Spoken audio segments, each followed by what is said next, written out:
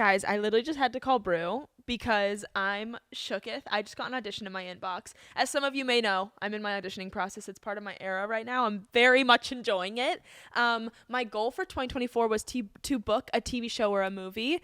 And it has not happened. I've done a short film, which kind of feels like I'm making a step closer to that dream, but it hasn't happened for like an actual like franchised big deal one. And I can't tell you what the audition is that I just got in my inbox, but I did just get that I have to sing in my self-tape.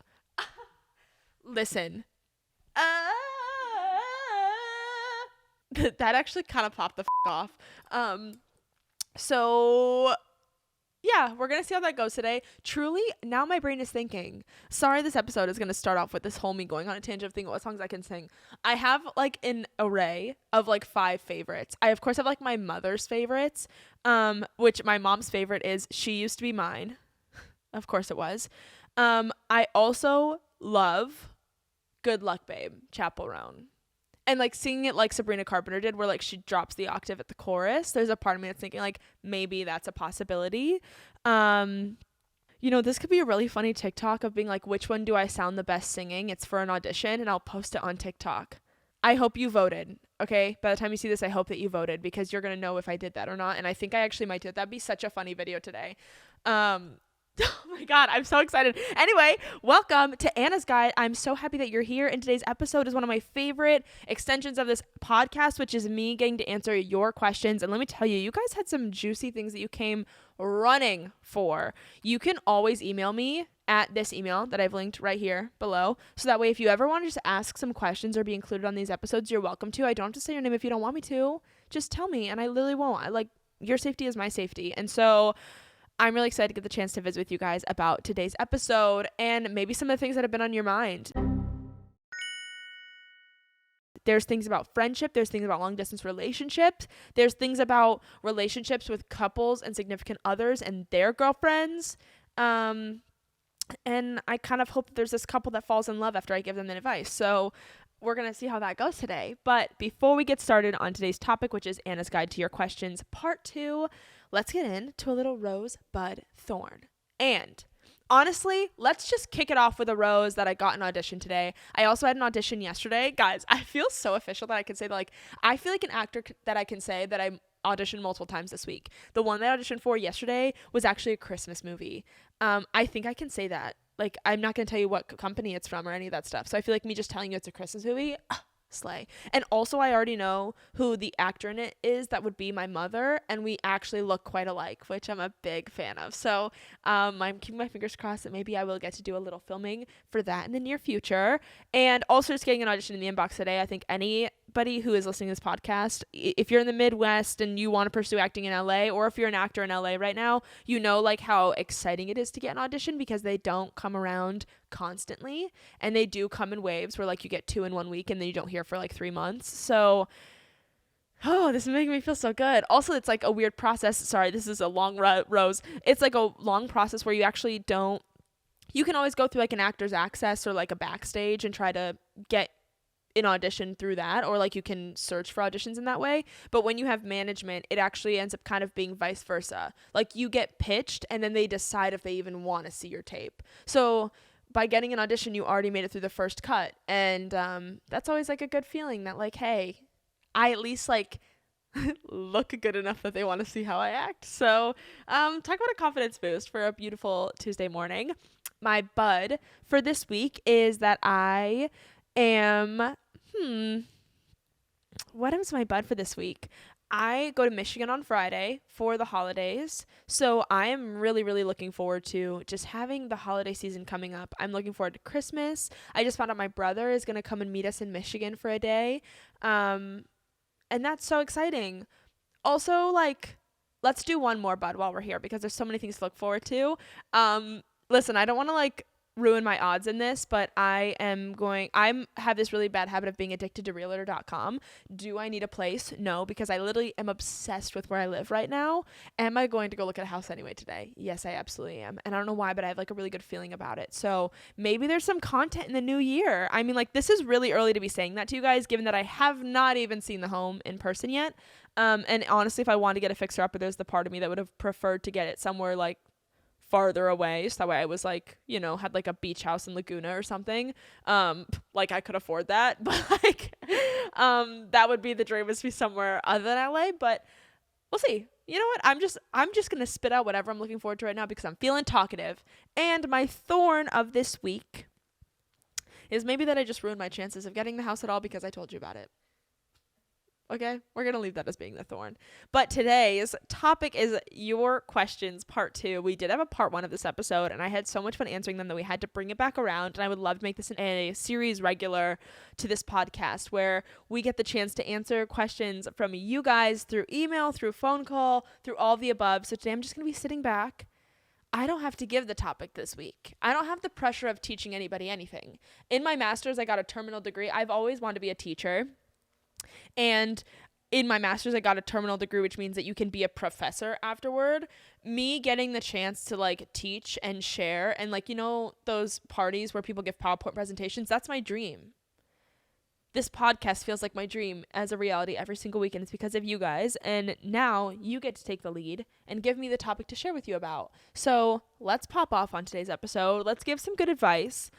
Let's have some grace today, and we're going to actually start with a topic about making friends in a new city from our friend, Teodora. I hope I said your name right. That's the most beautiful name. And I'm so excited to hear how you're making friends in a new city or how you need help with it.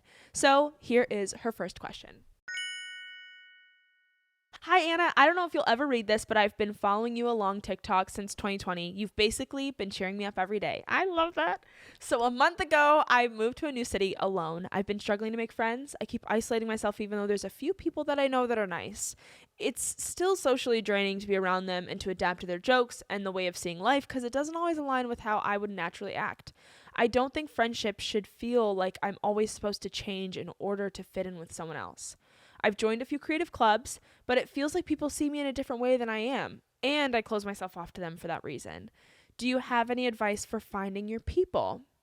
This is a great question. Also, first off, kudos to you to moving to a new city alone. I know that's so scary and that's so intimidating. I hope that you cheer yourself on to that process. It's so hard to like remove yourself from everything that you know, and I guarantee you that like as you find friends, it's only going to get easier. But that first step feels isolating enough that also having nobody around you that you know or are familiar with is just an additional challenge to the overall like storyline. So I just want to tell you I'm so proud of you, Teodora, for doing that in the first place and getting to like this moment of pursuing something that's exciting and moving somewhere new. Friendships are difficult, and I actually quite relate to you on this idea that you feel like you kind of need to change yourself to fit in. I feel that way. I don't know if like there's a correct terminology for it. I kind of call it like chameleon friendships, where like I feel like I match the energy of the people around me. And so if people are kind of acting like cold and chill, I also will find myself feeling really awkward and unsure how to like enter the conversation. But if like people start to give like really high energy, I can easily match the high energy. But in some ways I feel like I agree that is quite emotionally exhausting to constantly have your empathy turned up. And I think that's kind of what you're feeling in this moment, is that like you're just trying to stay in tune with everyone else versus being your own individual person. Now, when I first moved to LA, I had the perk of, like, I was moving to a new city where I knew no one, but I had the perk of going to grad school. So I had kind of been force-fed friends in a way really quickly. I noticed there were a lot of differences between me and the people that I was around, but it was nice to just have familiarity. So I would say, even if it's a little bit difficult, you don't have to see them all the time, but take advantage of the fact that they are people who can get you out of the house a little bit from time to time, because you never know who else you'll meet in that process. And I'll tell you a story about that in 1 second. But I just wanted to say, when I moved here, I feel like I kind of like had the perk of immediately being around people that could be friends because of grad school, but then COVID hit. So we all went home, and I didn't really visit or catch up or talk to any of them because we all moved all over the country. No one was back. Like, even some of the students were like from overseas, went back home. Some of the students stayed in LA, but no one wanted to like hang out because we were all scared of getting sick. So I like had a similar thing where then somehow I grew a following online, and by the time I'd gotten back to grad school, it was a two-way street, and so I take full credit for partial of this, but like there was a world where when I got back, people had found out that I had a social media following, and suddenly they were like, oh my gosh, yeah, she's too busy or she's too cool to want to hang out with us, versus I was like, no, literally, please invite me, I'm so lonely inside. But I also then had a lot of fear that people only want to be my friend because they want to take advantage of me. So I had a lot of trouble with making friends in that moment. That's a different element added onto that, but still in that like navigating, how do you find like true genuine friends that you know you can trust and love? And I just wanted to say that good friends are worth the wait. It might not feel like it's happening right now, but it took me, I lived in LA for 5 years before I met Danielle. We just celebrated our 1 year of friendship. And like, I just want to paint this picture. In 1 year of friendship, we've gone to, oh my gosh, so many. We flew to Nashville to see Noah Kahn. We saw Gracie Abrams. We saw Sabrina Carpenter. We went to Paris for the Olympics. She has flown like all over the world with me. She went to the freaking marathon with my whole family. Like, you realize that when you find a really good friend and like there's somebody who you don't have to be somebody else around, not only does it become more natural, but gosh, does it make your life easier. Like, it makes your life easier to want to be around someone. Like, even pre-Christmas, she's somebody who just made sure that we like had time together before. This is so cute. She came over, we had a baking night here at my house before Christmas. Best time ever. Literally adorable. It was like, she is like low-key a professional baker, but like doesn't identify with it, but she makes like these like perfect sugar cookies with like, you know, like sugar cookie TikTok where like you use the little tool and you like make the frosting look perfect on top. Danielle does that for fun. It's crazy. She's so talented.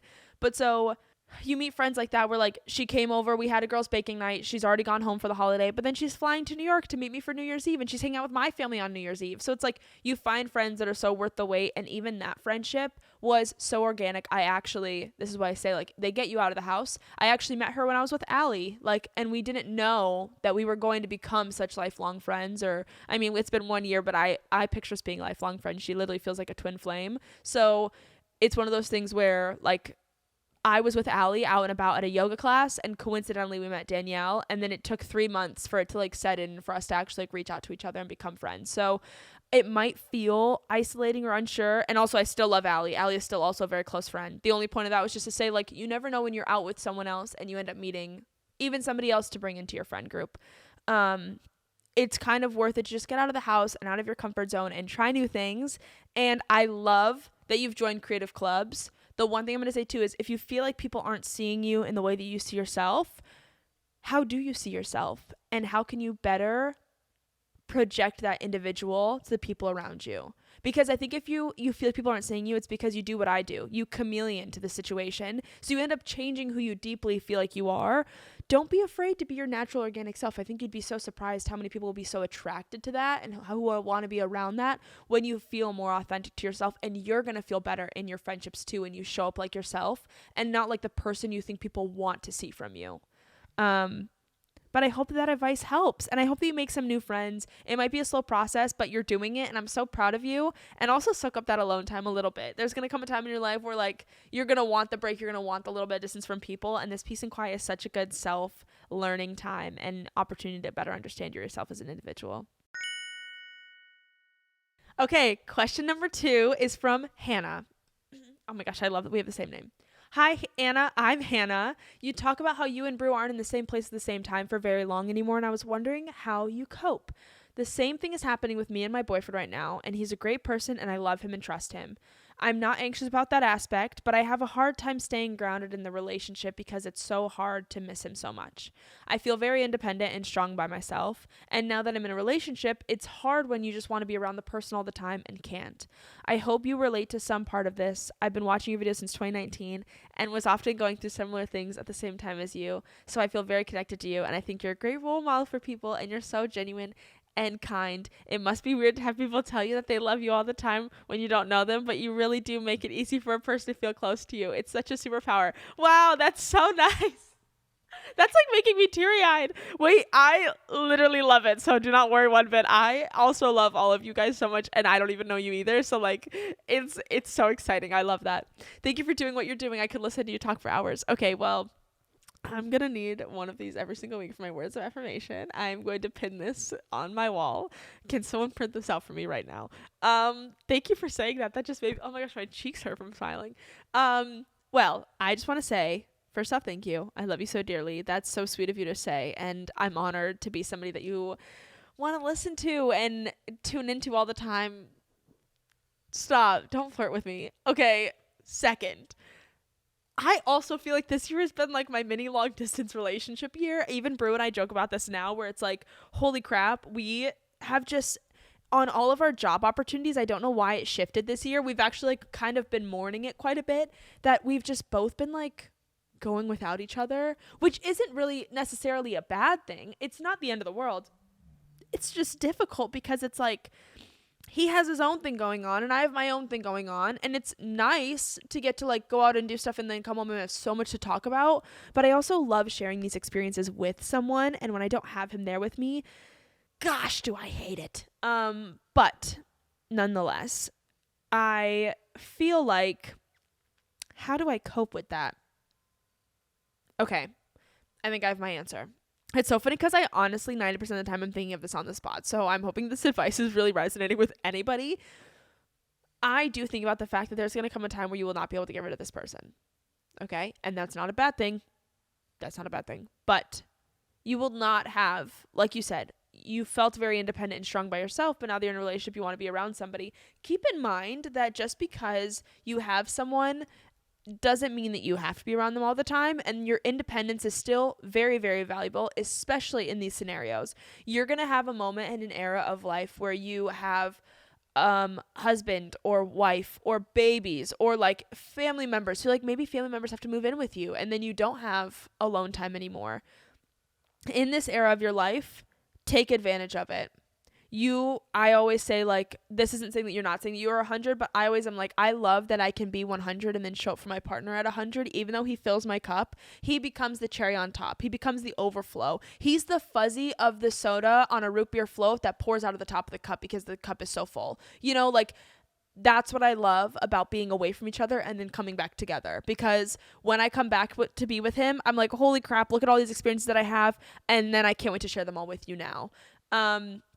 I also do love traveling with him, and I love going places with him, and he's one of the best people I've ever traveled with. I literally just talked about this on my travel episode about relationships and traveling with a partner, and he's one of the people who, like, I could travel with him and never be sick of him. We just had this, like, little New York minute where we lived together, and it was so wholesome to, like, at the end of it be like, wow, it's kind of sad that we're not moving in together at the end of this. Like, we actually don't live together, and it kind of sucks.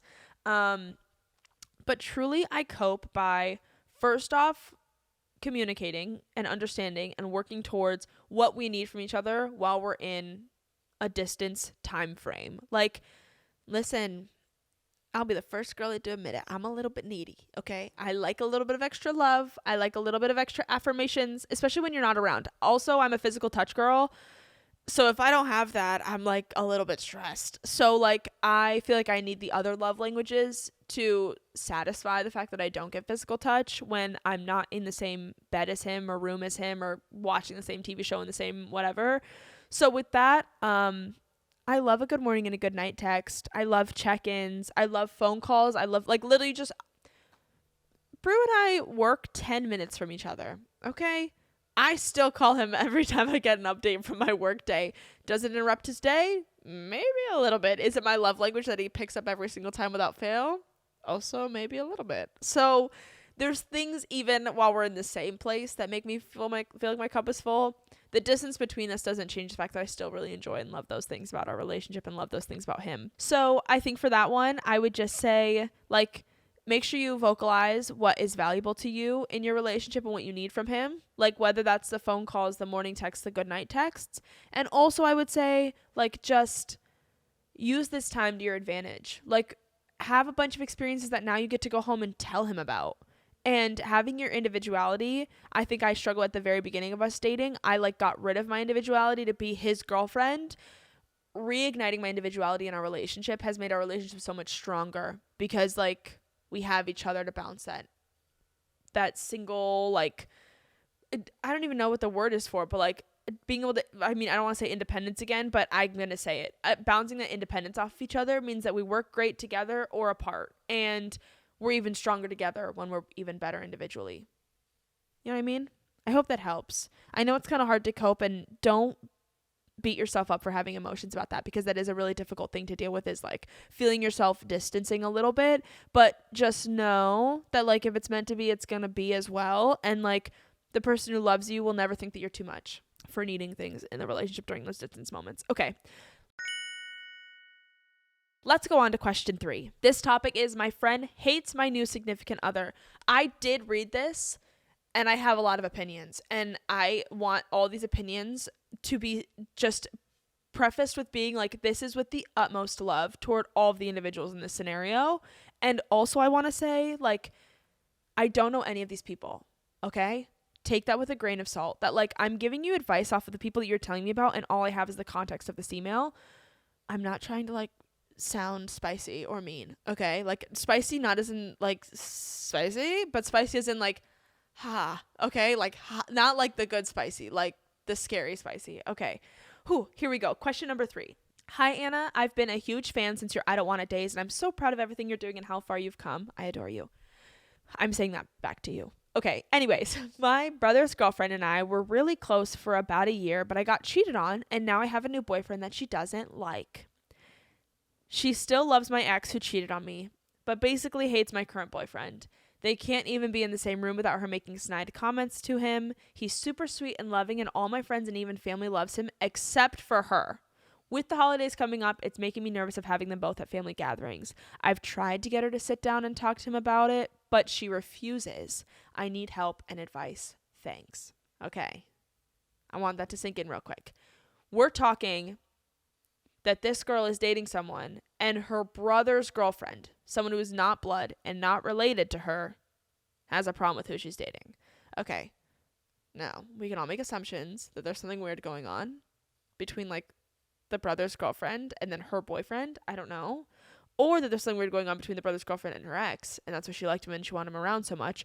Or maybe she just really loved the dynamic. Like, I love a good couples double date. You know what I mean? I am the girlfriend to Brew. He has a sister who has a boyfriend, and all 4 of us get along great. I adore Cody. Shout out Cody. You know what I mean? So I can understand where, like, you can have an emotional connection. I think we've all, as adults, gone through seeing our siblings lose and gain partners. And maybe you do like other partners more. Do you tell the sibling that? No! Literally no! Okay? Please. Save us all. They're probably already hurting. I mean, I'm sorry. I want to just say to you real quick too. Your ex-boyfriend cheated on you? Fuck your ex-boyfriend, first. Second, everyone should be ex-boyfriend. Everybody. Now, this raises the question. If I had to give advice, why isn't her boyfriend talking? Why isn't your brother talking to her about this? And also, why isn't your brother standing up for you in this scenario? And, like, I'm not saying that the girlfriend needs to be like, but, like, a little bit. Don't make snide comments. You're making everybody a little bit uncomfortable. But also, I don't know what she's going through, so I don't want to be judgmental towards her. And I also don't want to be mean to the girlfriend of the brother, because I bet she's a wonderful person. If she was your friend, I love that for you. I also think, though, that we have one coming up. We talk about friends and being supportive. We do. And I'm going to touch on this topic again, so you're going to hear this one more time today. If she's being supportive, she can be supportive in a way that's encouraging you to choose yourself and pick someone that's going to love you unconditionally. And if she really doesn't like your boyfriend, she shouldn't be mean to him. She should be even nicer to you and be helping you navigate this era of your life. If you love this guy and he's sweet and loving, let's be so for real. Family dynamics and relationships are difficult and complicated, because I sometimes think that families want to have more say in who their kids, friends, siblings, and partners are dating. Okay? But at the end of the day, it's none of their business but yours and your partner's. If you really love this person and you're not insecure whatsoever, or not subtly thinking what she's thinking about this man, it really doesn't matter how she treats him, okay? Because it's your partner. It's the person that you are going to spend the rest of your life with. Now, her making snide comments, not a big fan.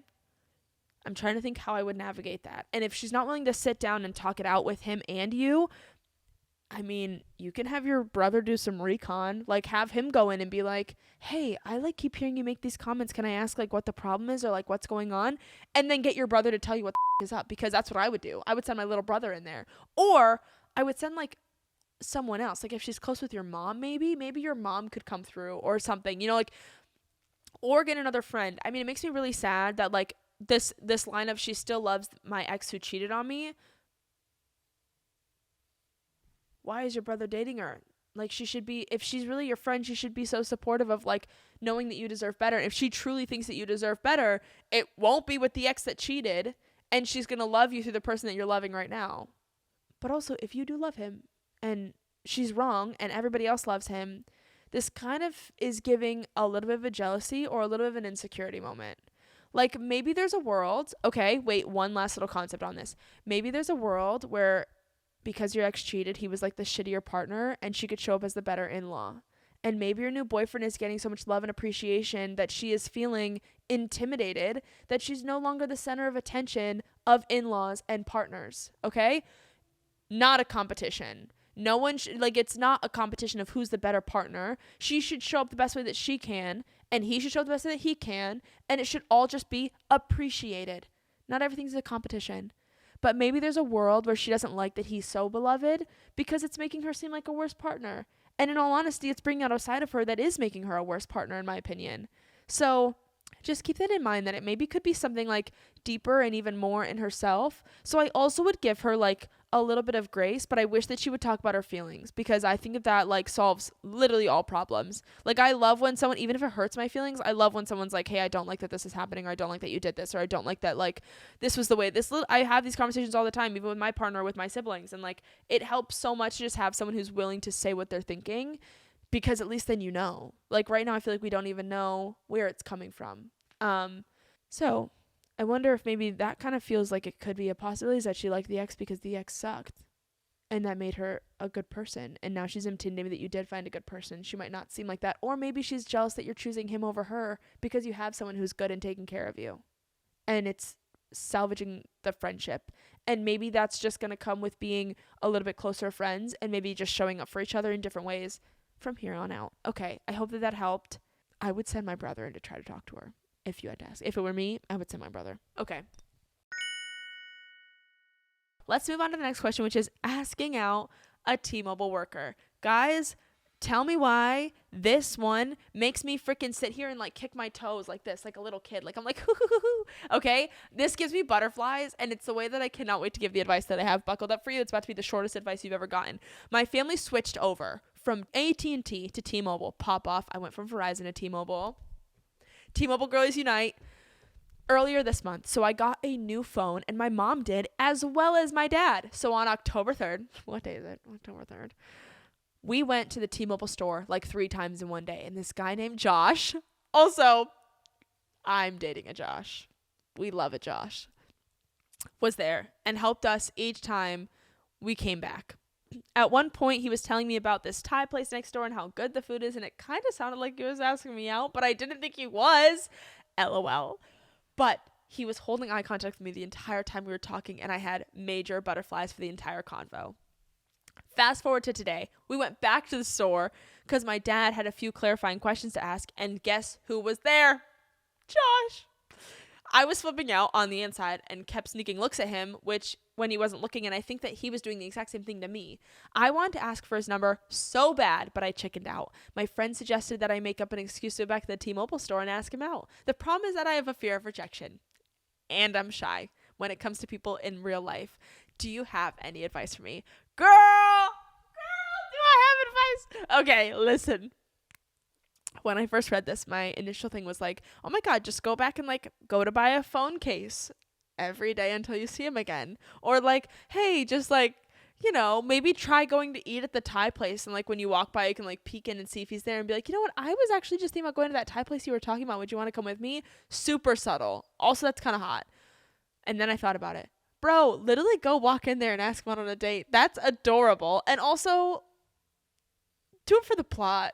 You know what I mean? Like, fear of rejection, yes. I'm, like, kind of obsessed with that trend on TikTok right now. That's, like, embarrassment therapy. Have you guys seen that? Where it's, like, people will just, like, announce something. Brew has started doing it. It's very dangerous. He'll just start yelling Merry Christmas, like, really loud in public places. And I'm like, but I kind of like it, too, where I'm like, you know what? Free will exists. And in this moment, free will exists. And you know what? Joshes are great. Coming as somebody who's dated a Josh for 3 years. Love him dearly. And, I just want to say too, like, life is short, and yes, it's scary, and yes, it's intimidating, and you might be a little chicken, but think about how hot that is, that like you had the confidence to go up to this random man and be like, hey, I know this is crazy, but like I had fun talking about that Thai place with you, and I would love to take you there. When's your lunch break? Who cares? Merry Christmas. I don't know. It's so exciting. I love it. And this makes me like want to see this happen, you know? Okay, I would like this to be a rom-com, and I would like you to star on it. I'm going to start writing it, and I'll give you a call back whenever the time comes. Okay, deal. Today's episode is ending on a difficult question. And I actually am not sure that I have an answer for it because I can't relate to the experience as much, and I think that it's complicated. But this is going to go back to the support question that we were talking about earlier and supporting friends. And so let's dive into question number 5, which is my best friend's boyfriend has feelings for me. My best friend's boyfriend told me he has feelings for me and has been thinking about me a lot lately. His girlfriend, my best friend for 10 plus years, knows, and they talk about it. But I just recently found out. I personally believe that if my boyfriend told me that he had feelings for someone else, then I would break up with them. But they just bought a house together, and I'm afraid my best friend is going to resent me for this because I'm sure it's put a strain on their relationship.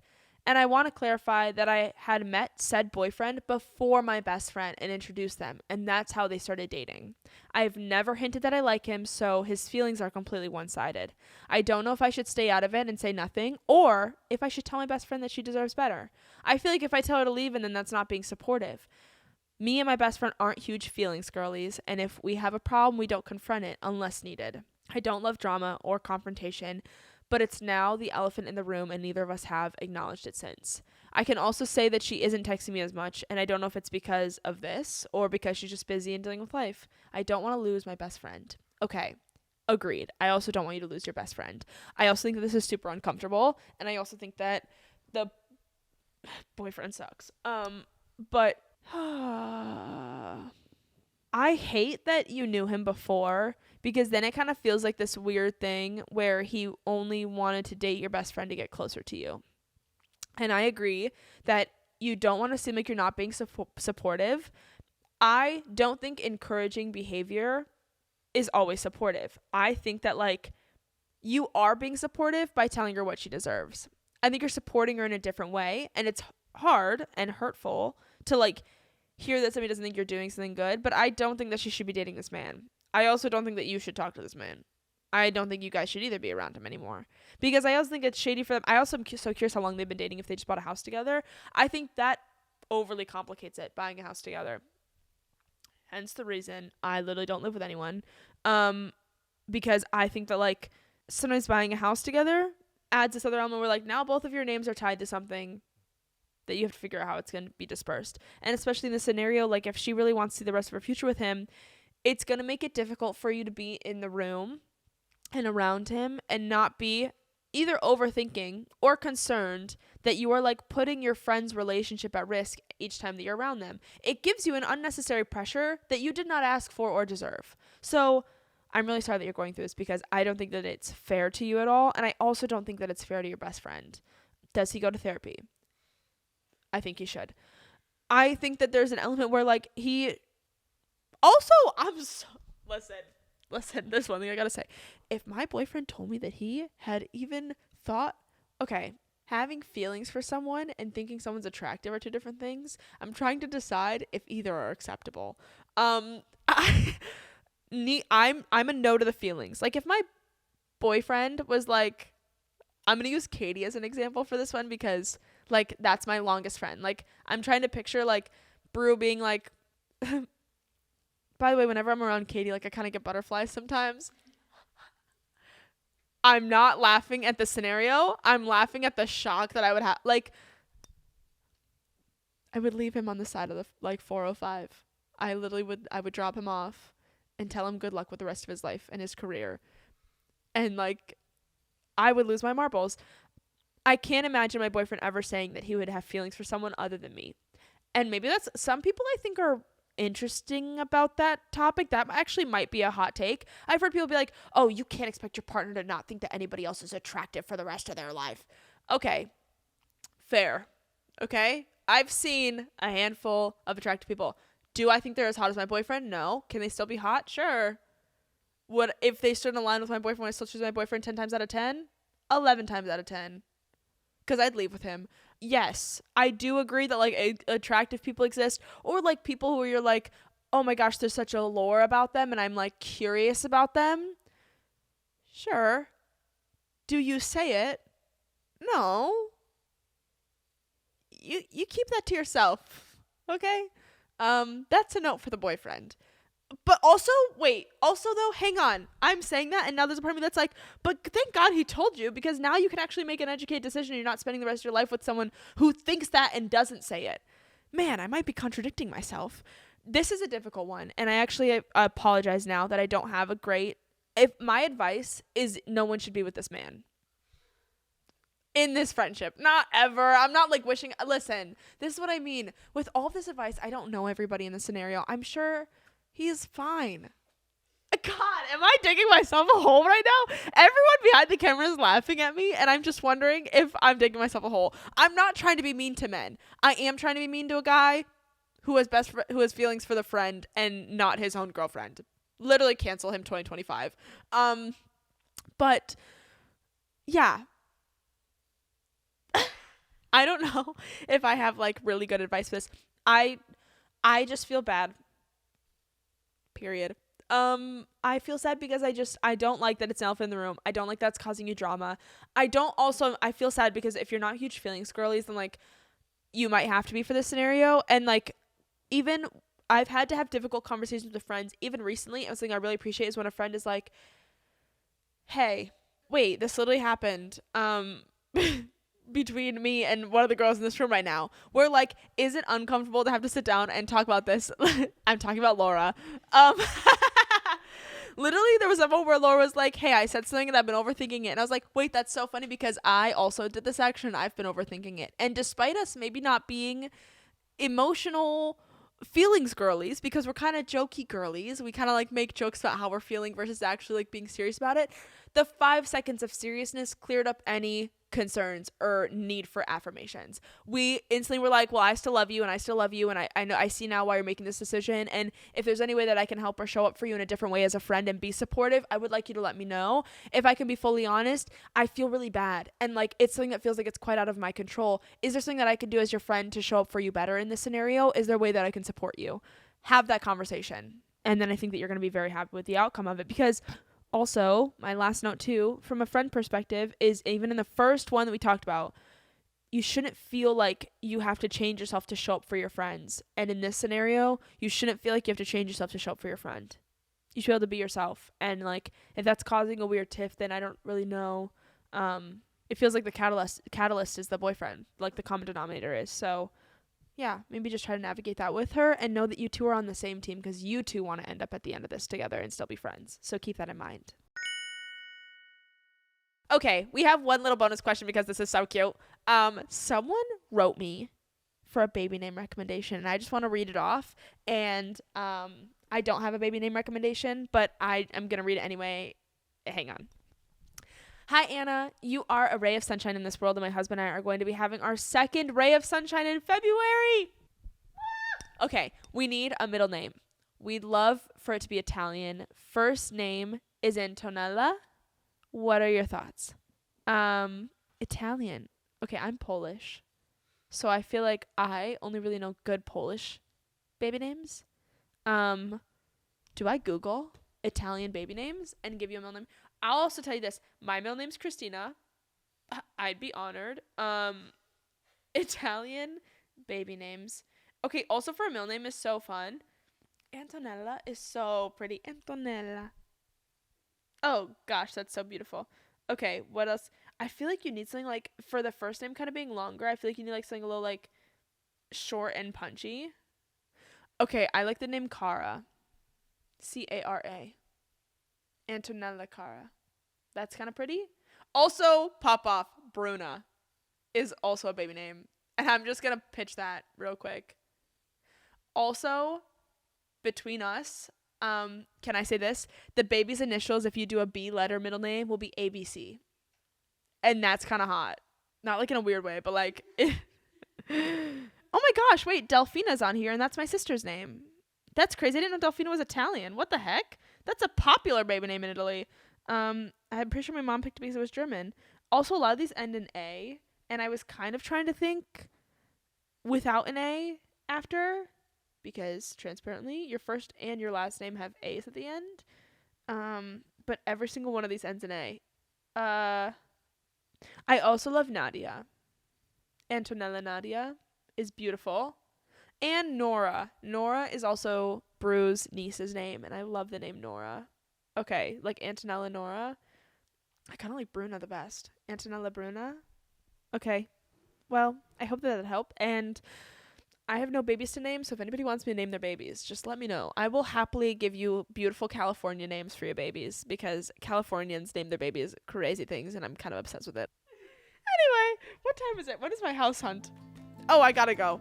Okay, well, that's a wrap this week for you guys. I am so happy that you're here. I had so much fun answering these questions. I hope that my advice resonated with you, maybe gave you a little bit of a laugh, but even more importantly, just made you feel like you had a friend on the other side of the phone today. Don't forget that if you ever want to send over a question for me, or a situation that you're in, or something that you need advice on, you can always email me at annasguidepodcast@gmail.com to, get the good advice. Honestly, I'd love to have you featured on my podcast. Also, don't forget to follow, rate, and review Anna's Guide wherever you get your podcasts, and subscribe to Anna's Guide for your full video versions over on YouTube. You can also follow me at AnnaXTatar on Instagram and TikTok, or my podcast at The Anna Guide, also on Instagram and TikTok. I'm so happy that you're here, and I will see you next week. Love ya.